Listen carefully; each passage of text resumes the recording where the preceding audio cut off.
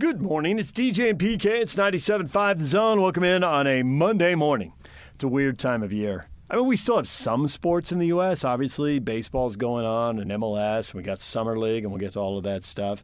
But how many people woke up and watched the Wimbledon men's final and flicked over to the Scottish Open? And by 1 o'clock, the European final was kicking off.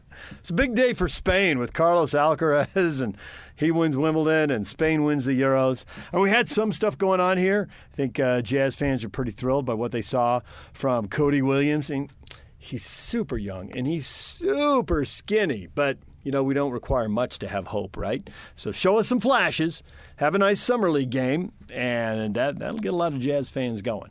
Now, can he back it up with another one? We'll find out tonight, and I got another game Wednesday. So we got a little more in the Vegas Summer League here to watch. But it was a weird weekend. A lot of sports from overseas.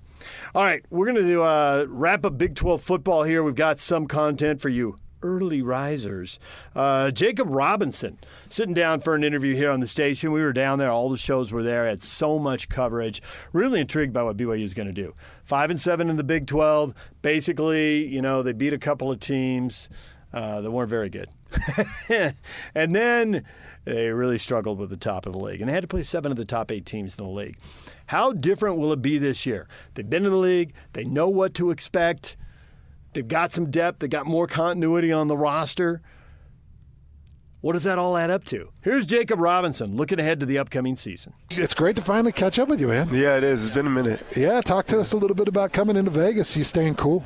Yeah, I'm trying. It's hot, but I kind of like the heat. It's a little bit different than Utah, of course, but yeah, it's a lot hotter. Well, they put you guys on the private jet. I expected them to hire people that sat there with fans to sit there and fan you guys off. I mean, I don't want my guys hot out here. Yeah, that would have been nice. I have some sweat stains now, but that would be nice. Take that to Brett and Kenny and say, hey, Hans was mentioning to have people fan us would be kind of a nice thing. I'm sure that they'd like that suggestion. Kalani could probably find somebody. Yeah, Kalani gets somebody on that immediately. Jacob, I would not have bet in the first 2 years of BYU coming to Big 12 Media Day that a corner would come and be a representative, because it's just not been a position of strength for BYU for an extremely long time. So you get to light that torch and hopefully carry it and pass it on to somebody else. But what's that like, knowing that this is not – it's not the history of BYU. That's not where the strength has been. Yeah, I mean, it's just exciting to know that we're headed the right way in the corner room. Coach G's done a great job. Coach Hill, of course, him coming in has changed a lot for us. I think this new 2024 class that we just signed is going to keep us moving in the right direction. They're really athletic, really smart in football, know how to play, so yeah. It's just strange because it's just, you've kind of always thought, like, well, we know that's going to be weakness. With all due respect, it's just like the linebackers are going to go to the NFL. Probably going to be at least one NFL player on the defensive line. It's just not been the strength of that unit yet, but that has to be the expectation, especially in this conference. Yeah, for sure. Yeah. I'm with you, Ben. I've seen the exact same thing. And I go back to that 1996 team that I played on that we went out and won the Cotton Bowl. And it was the corners that year that made the difference. Omar Morgan was an absolute genius. Tim McTire, who was playing in the safety in the backfield, I know you know Tim, he was a genius. And that was one of the best defensive backfields I think BYU's had. And Jacob, as well as Camden and others, had to pick up a lot of the slack where you guys were in your 4 and 5 deep in the safety position. I'm wondering how much pressure that put on you guys at the safety position. Yeah, it's just the same for us, I feel like. No matter who was back there, because it was you were rotating some guys.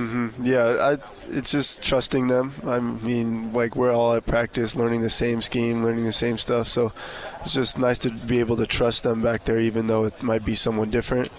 But yeah. What's your favorite aspect of coverage? Like, what's your favorite route? What's your favorite part of being in that coverage? Yeah, I think when they throw the ball up, that's my favorite thing, especially if I'm bailing in like a third or something and we both can see the ball. I trust myself that I can go up and get it, but no matter who it is. So I'm trying to remember, how many interceptions did you have last year? 4. You had 4. Yeah. These guys, this backfield, we're top 10 in the country in interceptions. It was like you and Camden and And one other, who else? Eddie, Hecker. And Hecker. You guys were all going back and forth for interception leading. Yeah. And all of you were kind of top numbers in the country. What was leading to those interceptions? I think Coach Hill putting us in the right position. Also, Coach G, watching film with him and Coach Hill has helped us just understand the schemes, understand formations, when route concepts are coming. So I think that helps us a lot just to know when to jump things and when you have to play over the top. So, what's your allowance on that? I mean, as far as weighing aggressiveness and aggression, because if you get burned, you get burned, and it's a big play going the other direction. But if you make the play, obviously you change the game. So what's that conversation like? Is it just you make your read, or are they asking you to try and jump more routes? Yeah, I think the biggest thing for us that they're really talking about more is just having good eyes. I mean, we'll get double moves a lot. I think, especially me, this offseason, I've been working on just having better eyes. So like when they say they run a hitch and go, when they run the hitch, just drive him with good eyes, and then you won't have to worry about the double move because he'll just run straight into you. So, I just looked it up, man. 14 picks.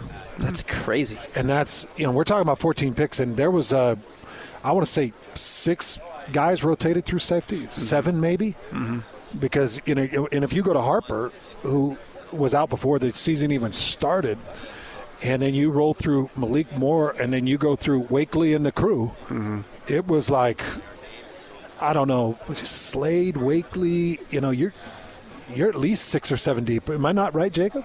Yeah. And still these guys were pulling down picks. So an amazing part. I do remember a couple of games and got to talk to you in one post game about some of the slants that we're hitting. Those slants, every once in a while, would catch that corner position off guard a little bit. What was happening in that moment? And what do you do to protect, especially when you're walked up on a guy?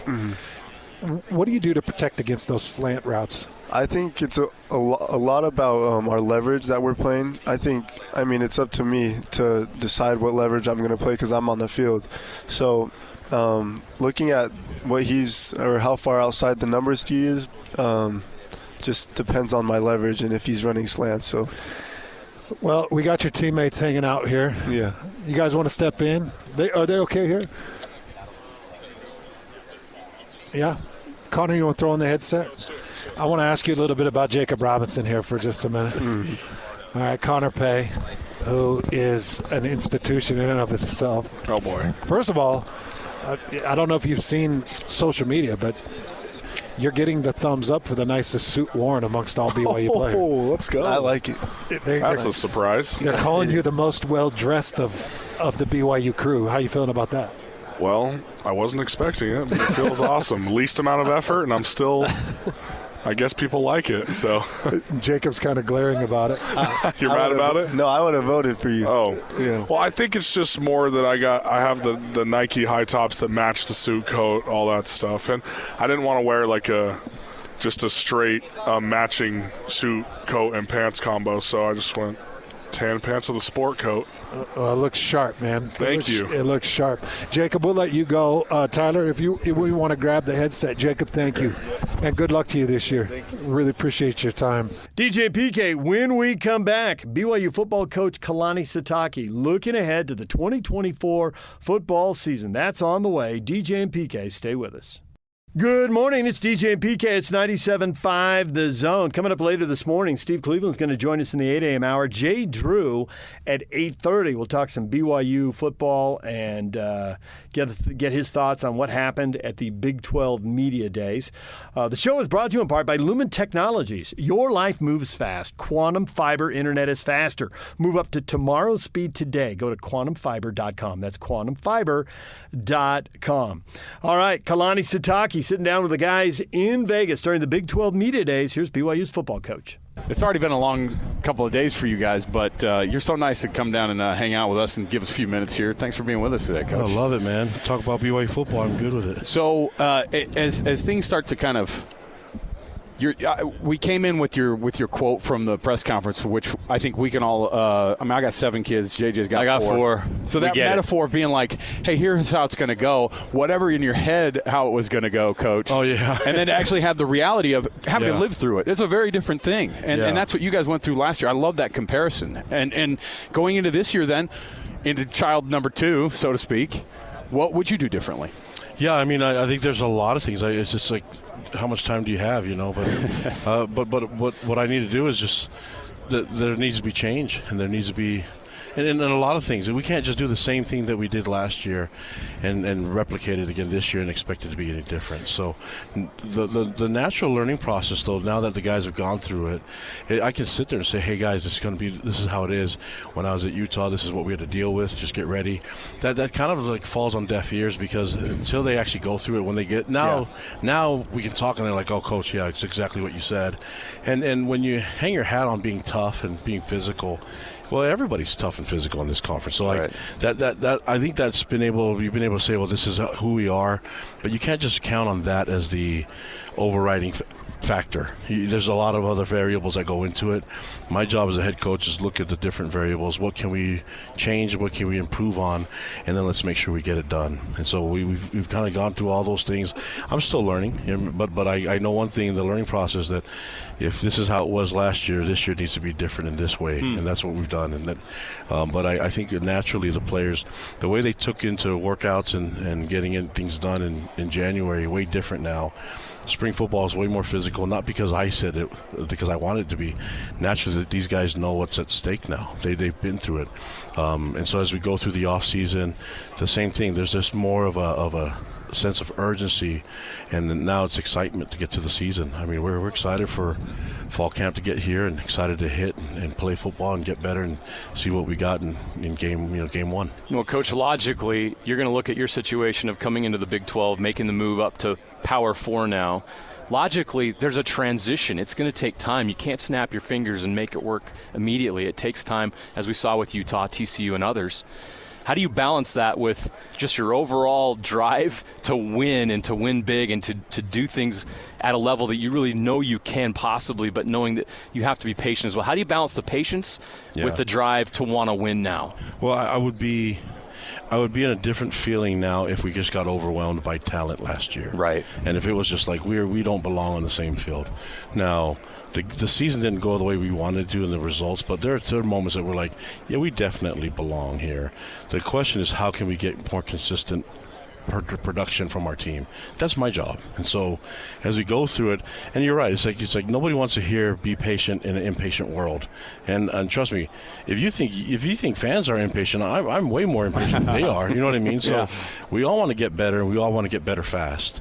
But you can't skip through the get better fast at what risk? Right. And so as we go through, there's some great learning moments that you have to go through. It's like the analogy of being a father for the first time. That was the best thing for me, because I remember having all these opinions about, when if I was at a P5, P4 level, or if I was a head coach, this is how I do it. And then were there any books? Were there any like nursery books for going? Is there self-help for coaches making that transition? Big 12 transition for dummies. But I talked. Okay, this will be great. Yeah. But I sat there and I watched Kyle Whittingham when we went through that transition. Yeah. I'm good friends and talked to Gary Patterson quite a bit when we went through that transition. Yeah. So you start to get all this information. I knew a lot more and seen with my own eyes how different it was.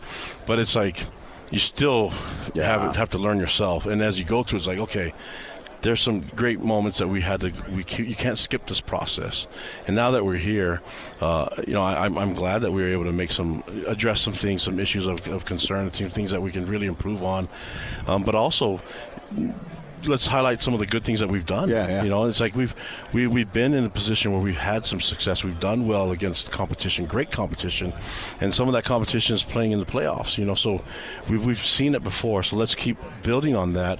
But we definitely have to address the issues that need to improve on.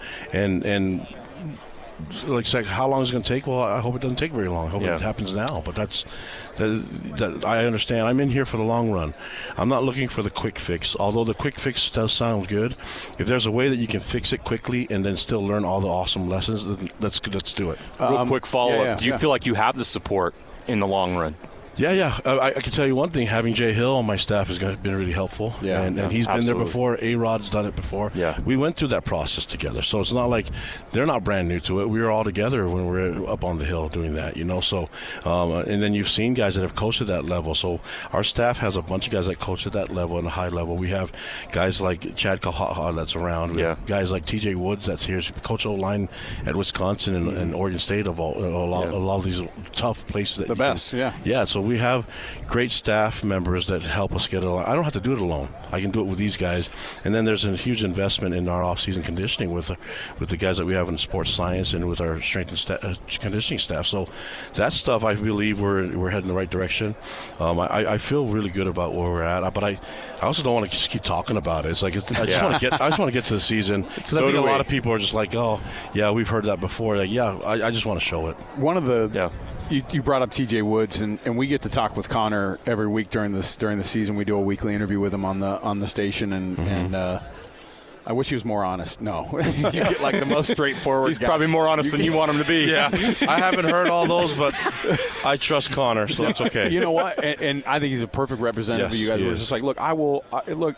He told us so many times last year. I was embarrassed last night or 2 days ago. Sometimes and then when this transition happened, I chatted with him after the golf tournament a couple weeks ago, and he goes, "We've just been absolutely we've been going at it. Things have changed a little bit. We know what we need to do." We haven't been able to talk very much with TJ Woods and understand a little bit what he's doing, but what has changed on that O-line, not just him as a coach, but what is going to be different about the run game with BYU next year? That was such a huge question mark last year. Game to game, there was I think What's we got it. happen? And then it was I don't know why it didn't work. And so what's changed? And then it worked so well against Oklahoma. Right. And by the end of the year, some things started to turn around. Well, the inconsistency, that's my fault as a head coach. I got to get it better. But I can tell you one thing. If we were able to get TJ Woods on here earlier, that would have been helpful. Yeah. But it also helps that we have really good players that are good young men. I mean, we give a lot of credit to the coaches, and trust me, I want to give a lot of credit to coaches too. But we have a good group of young men. Connor himself, he's a seasoned vet now. Compared to when he was a freshman and sophomore, he's way different in all the good ways, right? So we need to lean on those guys and collaborate. I think sometimes coaches have a difficult time leaning on their players.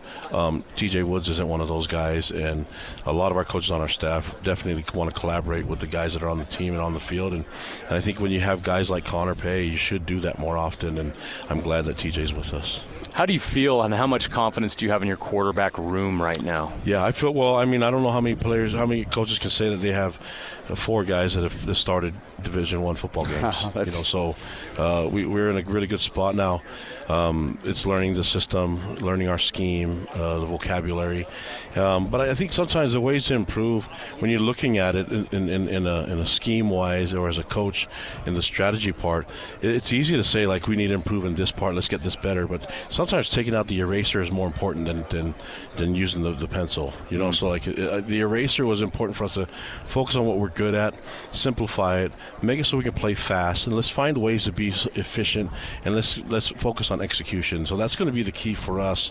And I'm glad that I have coaches that are kind of seeing it that way, and in terms of let's get these guys playing at a fast speed, and let's be good at what we can be good at rather than trying to run and trying to throw a bunch of ideas up against the wall. Do you feel like you have somebody in that room that's going to be able to give you the consistency that you guys need to take the next step this year? Oh yeah, and I feel and that's why we went and got the depth. Just if we've seen years where things happen and injuries do happen, it's part of college football. Where if we need to go down that far, then we will do it. But the competition, the excitement, the energy for those guys, I see a really good group of quarterbacks.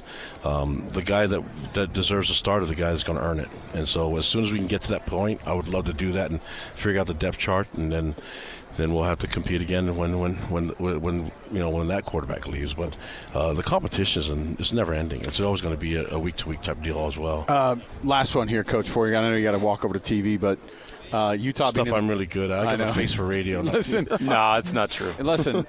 JJ will bring the camera up like this. Well, so that, he looks good on TV. You and I belong on radio. That's exactly right. He'll get it up high so that you'll be like, oh. That's the key. Accentuate. Make sure the camera's up here, Coach. Get it up here. Get the duck lips on. Get it high. It takes 10 pounds off. All right. What's the addition of I mean, I'm convinced that this Utah BYU rivalry became the premier rivalry of this conference. Is that the way you guys look at it? As soon as a program like Utah comes in and the history you guys have, do you look at it like it's the biggest rivalry in the conference now? I'm just excited that it's back on. I mean, it just makes sense. And you talk to everyone in college football, it makes sense. And that's not just the BYU Utah circles. It's everybody outside. Yeah. They understand what's at stake here. They understand the passion behind both fan bases and the alumni that comes from both places that extends to the NFL and all that, and the alumni in the NFL. So this is a really good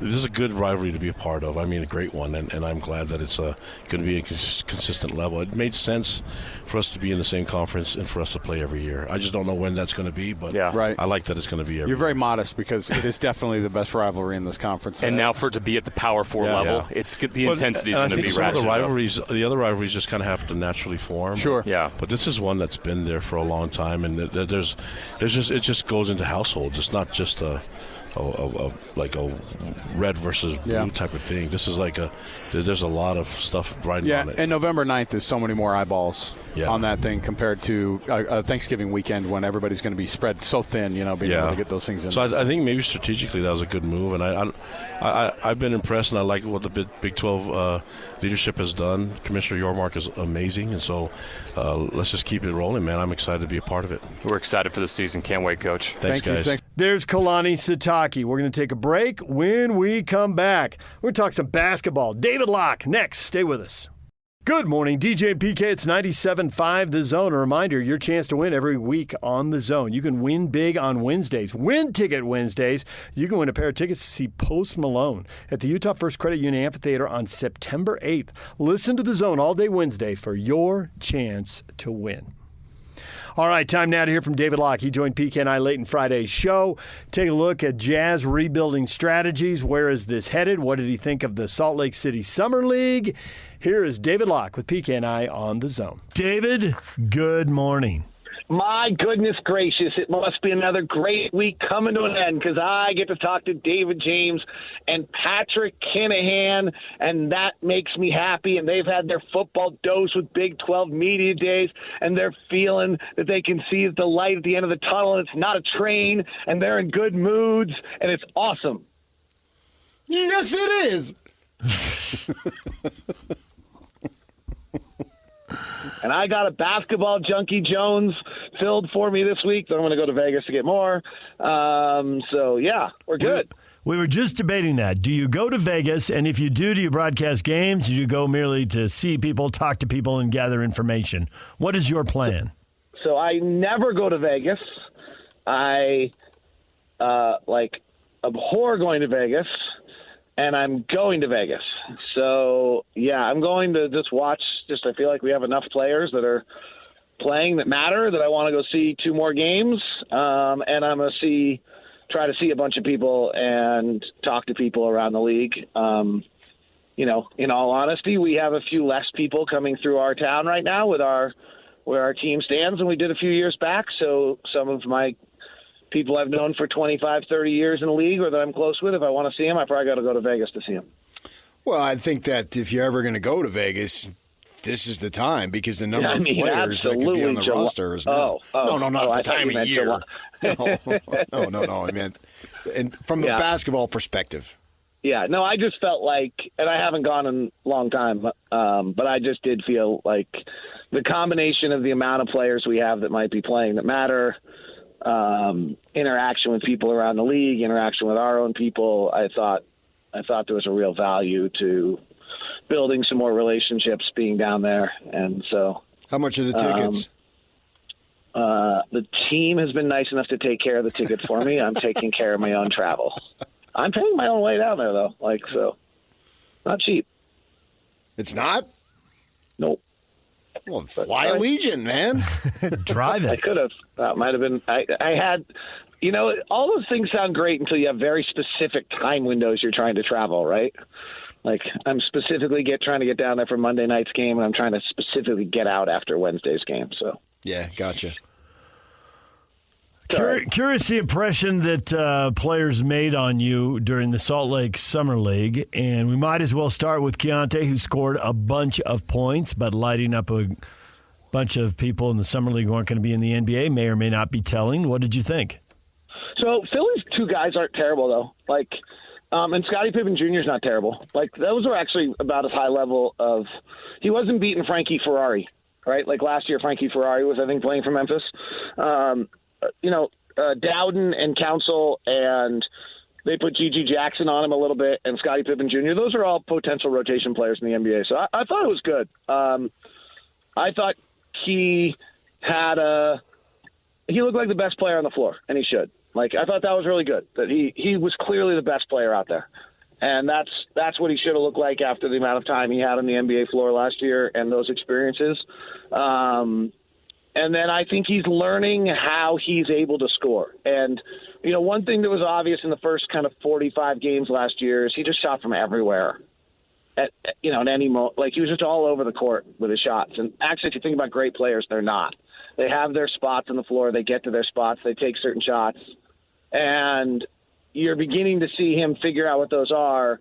And one of the things I really liked late in game 3 was, he had kind of got into this, I'm going to drive, duck my shoulder into you, probably draw contact and a foul, or I'm going to throw in that 7-foot banker or little floater. And then the rim actually opened up for him twice, and he went all the way to the rack, once right-handed, once left-handed. And that said to me that he was actually making decisions. He hadn't predetermined things. He was actually reading the floor and making a decision. That's a nice step. I thought Keontae was good. I thought that was encouraging. His ball's got to go in, right? The biggest story on him coming up next year is going to be that, he was a 39% field goal percentage guy, 33% from the three, I think is what it turned out to be, or 34. But he's in a danger zone there. The guys who have done that in their rookie years in the NBA was put into some really, unforgiving circumstances without guys around him. And so I think you can wait and see. But if we're 41 games into the season, he's shooting 39% again, we got a problem. I'm interested to see which guys can play with each other as far as being in the rotation together in the backcourt, because you look at Collier and it looks like it might be something there. But then you also got Sexton, you got George, and Clarkson is still on the team. Who do you see is good for the other guy to be on the floor together? You see what I'm saying there? Yeah, I do. And I'm actually really on this because last year, I think I said multiple times you can't play Colin Sexton and Jordan Clarkson together. And then the Jazz did. And it actually worked a little bit. So I think you have to have floor spacing, right? So you cannot have two non-shooters on the floor at the same time in the NBA. So if Walker's on the floor, everybody else has to shoot. And frankly, if John Collins is on the floor, everybody else has to shoot. John's a better shooter, but everyone's got to be able to shoot. So that's kind of my level right now. But otherwise, the way we're playing with handoffs and pin downs and a lot of pick and roll and drive and kick, I'm beginning to think more people can play together than I previously thought. If Sexton and Clarkson, I think, are mirror images of each other, or they're actually not. They're the exact same. They play the same way. I actually think if you've got an open floor and you got multiple drive and kick guys, then that's fine. So I'm a little bit more believing that guys can play together in almost any circumstance than I used to. I thought Collier looked really comfortable out there, and I thought he got into the paint a lot. And PK immediately said, yeah, it's like an Andre Miller thing. How much of that did you see? How much of that do you buy? How much are you in wait-and-see mode? Well, I really liked Isaiah Collier coming out of the draft because when I watched draft players in a draft that had some deficiencies, there were only 4 or 5 guys who did something super elite. So Reed Shepherd shot it better than anyone else. Ryan Dunn out of Virginia got into people and defended better than anyone else. Collier's crossover shake was as good as anyone I've seen in the league. That first step, that move was anybody in the draft. It was right up there of the best. If you gave me, the list of the 5 or 10 best single skills I saw out of any player, it was up there. And so that did not surprise me at all. Now, what did surprise me was the 2 pull-up jump shots, because I didn't think I saw that at USC. He does not have a floater game yet. So everything is going to be to the rim and contact, and that's going to be a hard way to live in the NBA. The layup is a hard shot in our league because guys are really tall and really big.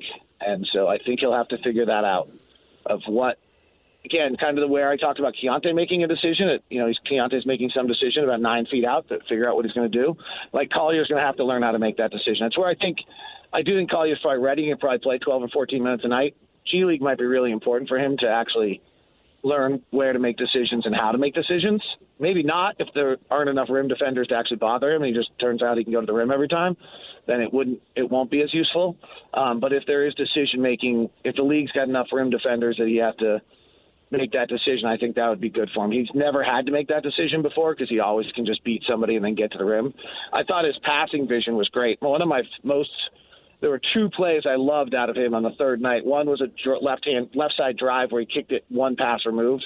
And what I mean by that is instead of making the obvious pass to the corner, he actually lifted it up so that the natural play would have been you go to the corner and the corner rotates to the guy up top and the defense is kind of ready for that. And he passed it 1 more removed, which is the not natural pass to make. And it means the defense is now even for. The other one was he called Filipowski up for a pick, told him which side to set it on, drove with his left hand into the lane, flared it back to Filipowski for the 3, and it was really clear that he had that set up from the very second he had the ball in his hands, and he called for Filipowski, and that's what he wanted. And that showed me a great understanding of the game. So I thought there was a lot to like out of Isaiah Collier. I don't know if I'd said it with you guys, but I thought it was ironic. I had said when people had asked me about him in the draft, I was like, I really, really like him. It's hard to get the 3-point shots that hit the glass and no rim out of your mind because he does this. Like he takes this 3 that he misses so badly that it literally hits the glass and no rim on the far side.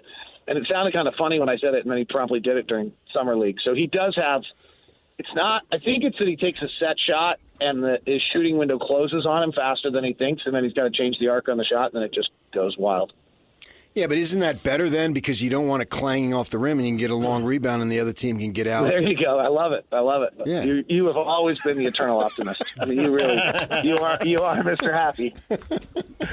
So it's going to come off, allow your defense to get set up. So I think the guy's just a smart player, you know.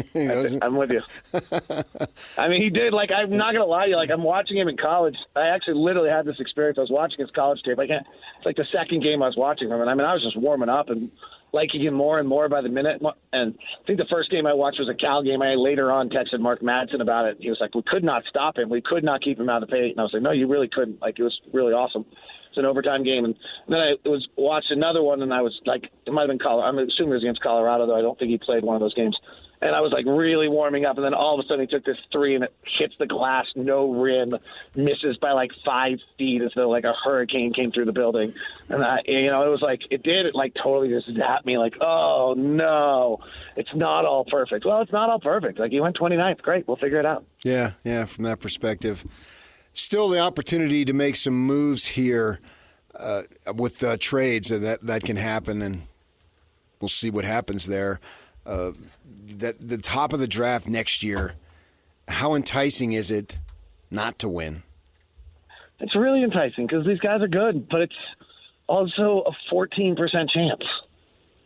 But that's better than a 9% chance, right? Like, I mean, the league's done seemingly a good job in that, like, you only have a 14% chance. Like, it's not that beneficial. And there's only 3 teams that get a 14% chance, and I think the next gets 12.5, and then 10, and then so forth and so on. The one thing is that there does seem to be like a tank brigade. Like there's a lot of tanking possibly, or rebuilding, or it just happens. Maybe it's happened to happen that the teams that are really, really good are so good that the Brooklyns, the Portlands, the Utahs. Charlotte just seems to be stuck in mud. Washington is clearly, Washington and Brooklyn are clearly Washington and Brooklyn are clearly like in the Cooper Flag game. Utah and Portland both feel like they're like a move away from the Cooper Flag game. Detroit, Charlotte, there's a third team here I'm forgetting on the Eastern Conference, are kind of added some pieces, but not quite enough, and so they're right in the Cooper Flag game. And No, then I think there's Atlanta. Is like Atlanta and Chicago. One of them is going to make the play in by accident. Toronto. Yeah, Toronto. And Toronto, I think, is kind of in that same group of like. I mean, they still have R.J. Barrett and they still have Emmanuel Quickly, but you do kind of wonder what they're doing. Yeah. So there's like 7, 8, 9 teams playing for 3 spots. That's a little tough. Not playing. Yeah, right. Janking. I mean, I don't know what to call it, right? I mean, it's an interesting, like, okay, so let's say as our roster, let's just be totally honest about where we are. So we have our roster as it sits right now. And if we rolled out our, like, I mean, just got to ask yourself, like, what's really the value? If we played our roster all out right now, I think if San Antonio's better and Houston's better, then we're 12th in the West. Well, they were 12th in the West last year. I mean, Houston's already better. Yeah, well, San Antonio just going to jump us. Now we're 13th in the West. What about Memphis if they get jobbed? Memphis is going to jump us too. I already assumed Memphis. So it's 14. It's the Jazz. Yeah, I mean, even if we go after it, we're 14, right? Like, so then okay, well, if we play all of our best minutes and. And I do agree with Will Hardy. Like, if you don't play your best players, you're sending some really weird messaging. But we got a bunch of players that are, like, right on the edge. And so is it really more valuable to play John Collins minutes at center than Walker Kessler minutes at center? Is it really more valuable to play Jordan Clarkson minutes than Bryce Sensabaugh minutes? Is it really more valuable to play, right? Like, it's just, like, I don't know who the next play. Like, it just gets really complicated in what the right thing to do is in all these moments when – well, maybe you have like the upside of what you're shooting for seems really, really hard. Now, do you go trade for Brandon Ingram and then you've got 2 bona fide 20-point-a-game scorers? You're probably pretty good then. Like, I don't know how good, but probably pretty good. I think those decisions need to be made by the front office, not by the coach. I get why it's a weird decision when Will's saying it because Will is speaking for himself.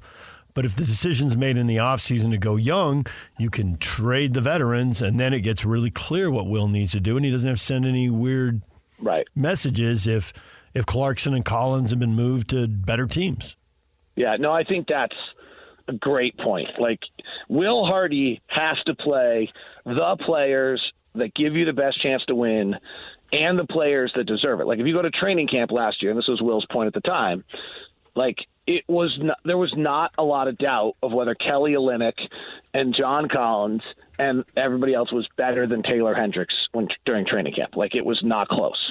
Taylor wasn't ready.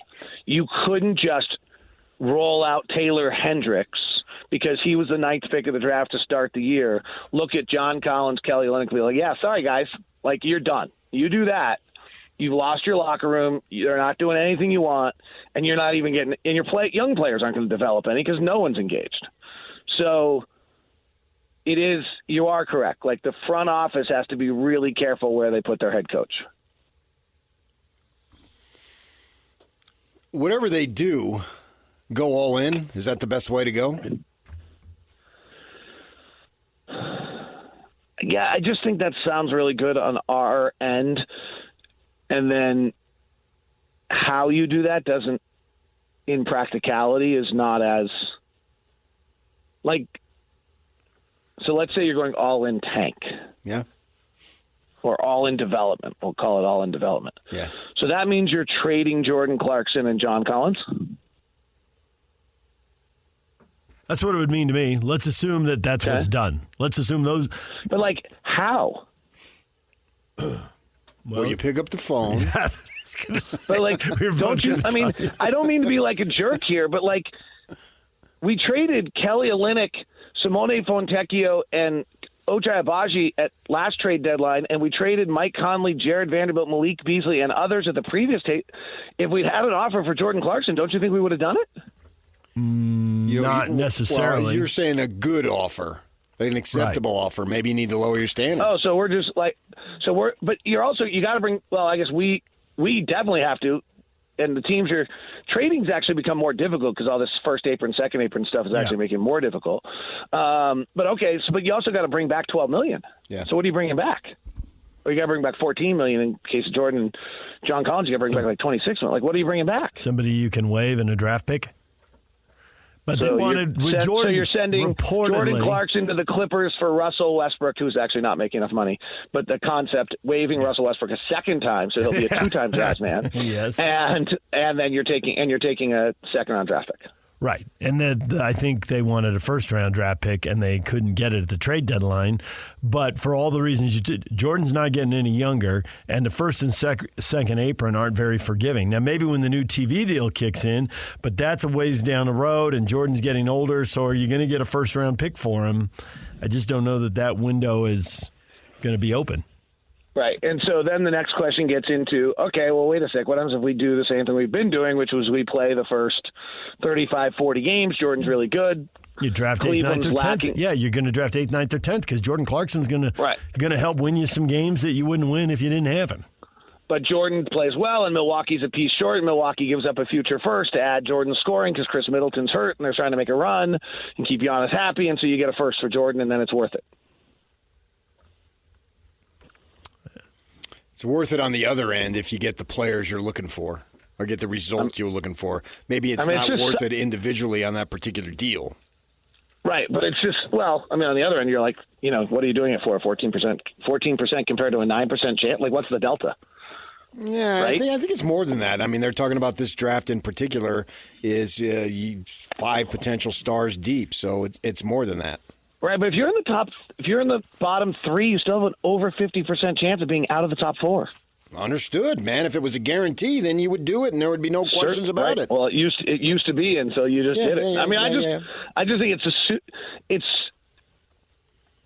it's just really difficult, complicated, and when we all sit here and say, well, you just got to go all in either way, like I'm just not sure that either of those Robert Frost roads are actually as available as we're making them sound. Right, but what are the results the other way? Well, shouldn't Portland be doing the same thing? Like, shouldn't Portland be trading DeAndre Ayton and Jeremy Grant right now? Well, they never should have traded for Ayton in the first place. Right, but they can't. I mean, they're in a little bit of a similar circumstance, right? Like they shouldn't Washington move Kyle Kuzma by now? Well, the only thing you say with Portland is that they were a 21-win team, and if the Jazz were a 21-win team, they would have had a better pick. Now, you still have to have the luck and the odds, but where the Jazz were, the odds of moving up weren't very good. All right, so we might disagree on this one, and this one's not going to make me any friends, and probably not the most intelligent question I should ask, but we'll go with it anyway. Vegas line comes out tomorrow, I'll pretend. What do you think our over-under win total is with our roster constructed as it is right now? 25? I was going to say 30. I was going to say 30. Okay, then we don't need to trade anyone. Unless they're impeding development of the younger guys. Okay, well, that's right. But, like, if our win total is 25 to 30, we're in the bottom 3. We're there. We're in as good a position as we can be for Ace Bailey and Cooper Flagg. Like, we don't need to do anything else. We're all in. Ready, break.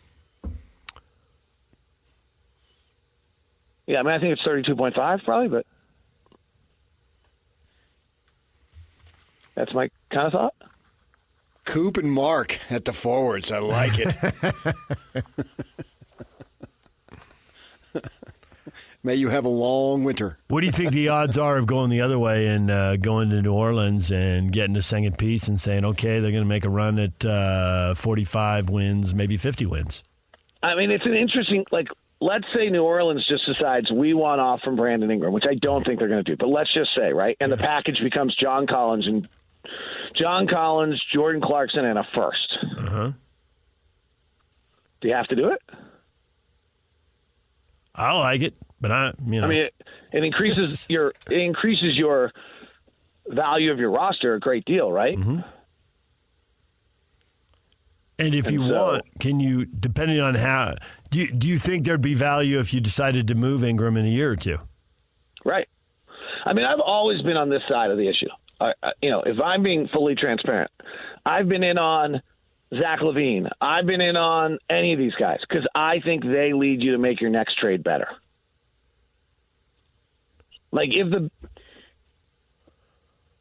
it's hard to tell what big game hunting actually is right now.